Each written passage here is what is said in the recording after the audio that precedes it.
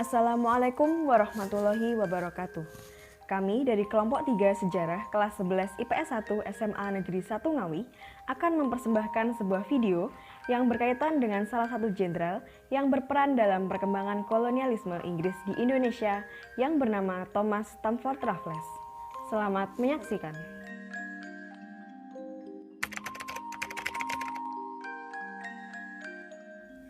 Raffles lahir pada 6 Juli 1781 di kapal dagang N yang saat itu tengah melempar sauh di pelabuhan Moran, Jamaika. Ayahnya, Benjamin Raffles, merupakan kapten kapal tersebut, sementara ibunya bernama Anna Light yang berasal dari Yorkshire. Keluarganya merupakan pedagang yang mencoba mengadu nasib ke Hindia Barat selama Revolusi Amerika. Namun, persaingan ketat membuat usaha mereka tidak berkembang. Akibatnya, keluarga Raffles terlilit hutang dan hanya punya sedikit uang untuk menyekolahkan Raffles. Dia masuk sekolah asrama pada 1795 di usia 14 tahun.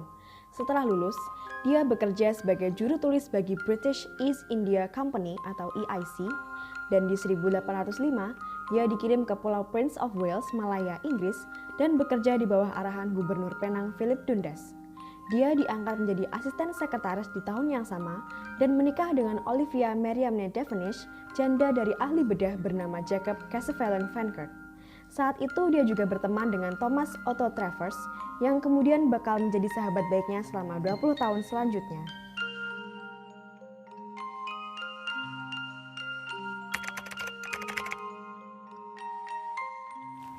Karena kemampuannya dalam berbahasa Melayu, Raffles segera mendapat kepercayaan dari Gubernur Jenderal India, Lord Minto, dan ditempatkan di Malaka.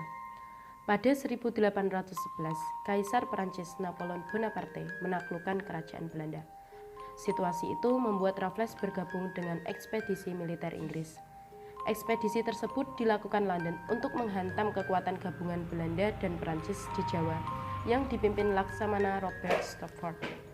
Pada saat itu, Jawa dipimpin oleh Gubernur Jenderal Belanda Herman Willem Daendels yang membangun benteng di Meester Cornelis. Daendels kemudian digantikan John Willem Johnson. Meski punya benteng kuat, pasukan Inggris berhasil mengepung benteng itu hanya dalam waktu 3 jam. Minto secara khusus memberikan pujian kepada Raffles dengan menyebutnya sebagai pribadi yang pintar, aktif, dan bijaksana.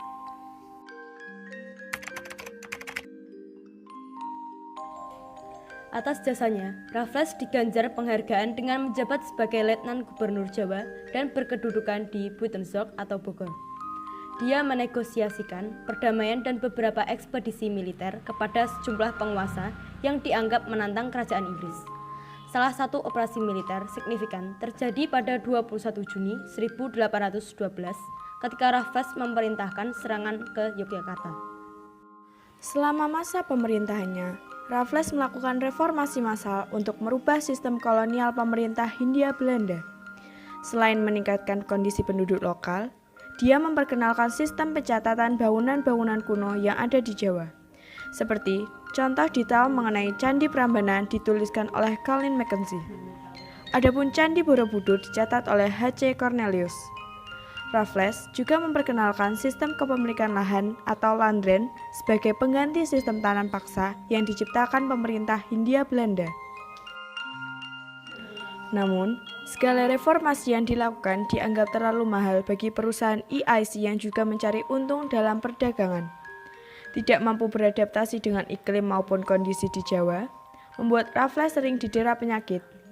Dia terguncang ketika istrinya meninggal pada 26 November 1814. Pada 1815, Raffles ditarik dan digantikan oleh John Vandal. Keputusan tersebut dilakukan karena Inggris bersiap menyerahkan kembali Jawa ke Belanda.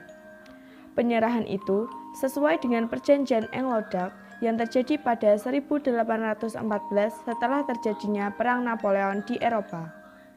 Selain itu, Raffles juga dituding melakukan pemerintahan yang tidak layak sehingga membuat keuangan Jawa tidak sehat. Dia kemudian berlayar ke Inggris untuk membersihkan namanya.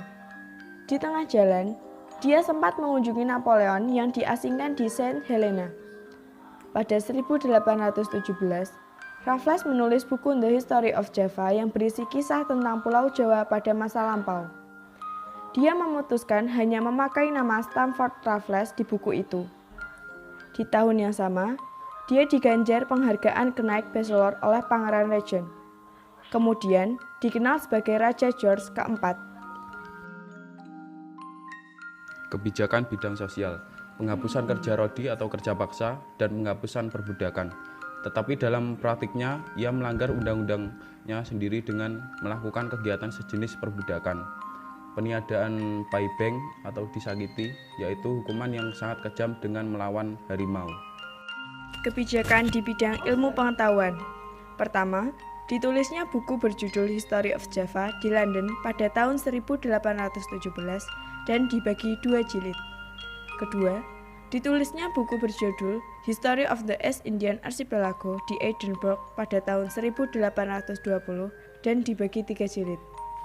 Ketiga, Raffles juga aktif mendukung Batavian Genootschap, sebuah perkumpulan kebudayaan dan ilmu pengetahuan. Keempat, ditemukannya bunga Rafflesia arnoldi. Yang kelima, dirintisnya kebun raya Bogor. Dan yang terakhir, memindahkan prasasti Erlangga ke Kalkutta, India sehingga diberi nama Prasasti Kalkutta. Dari kebijakan ini, salah satu pembaruan kecil yang diperkenalkannya di wilayah kolonial Belanda adalah mengubah sistem mengemudi dari sebelah kanan ke sebelah kiri yang berlaku hingga saat ini. Kebijakan dalam bidang birokrasi dan pemerintahan. Langkah-langkah Raffles pada bidang pemerintahan adalah: yang pertama, membagi Pulau Jawa menjadi 18 karesidenan. Sistem karesidenan ini berlangsung sampai tahun 1964. Yang kedua, mengubah sistem pemerintahan yang semula dilakukan oleh penguasa pribumi menjadi sistem pemerintahan kolonial yang bercorak barat.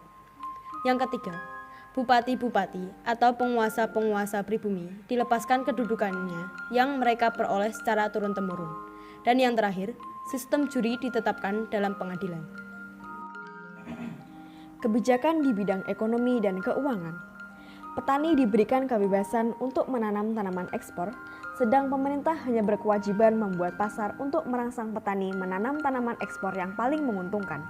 Penghapusan pajak hasil bumi atau kontingenten dan sistem penyerahan wajib atau verplichte leverante yang sudah diterapkan sejak zaman pemerintahan Herman Willem Daendels, karena Herman Willem Daendels berorientasi pada besar kecilnya kesalahan. Badan-badan penegak hukum pada masa Thomas Stamford Raffles adalah sebagai berikut. Yang pertama, Court of Justice terdapat pada setiap presiden. Yang kedua, Court of Request terdapat pada setiap divisi, dan Police of Magistrate.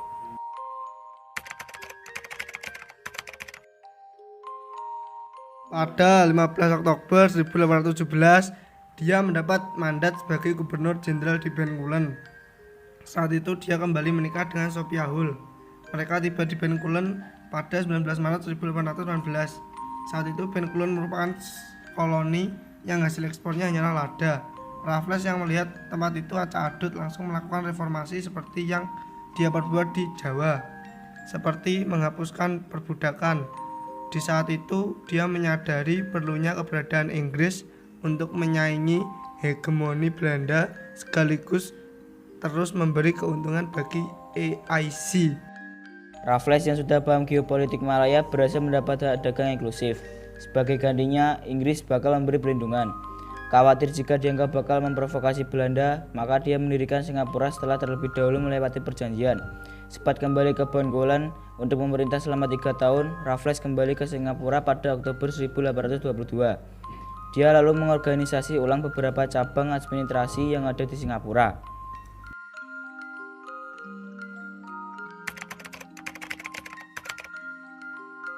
Raffles pulang ke Inggris dalam kondisi kesehatan yang menurun. Namun, dia kembali menemukan semangat karena kembali menekuni 2 hal yang dia sukai, botani dan zoologi pada 1825 dan April 1826. Dia menjadi penemu serta didapuk sebagai Presiden Masyarakat Zoologi London dan Kebun Binatang London. Dia meninggal pada 5 Juli 1826, sehari sebelum ulang tahunnya yang ke-45 di Highwood House di Mill Hill, kawasan utara London, karena menderita tumor otak.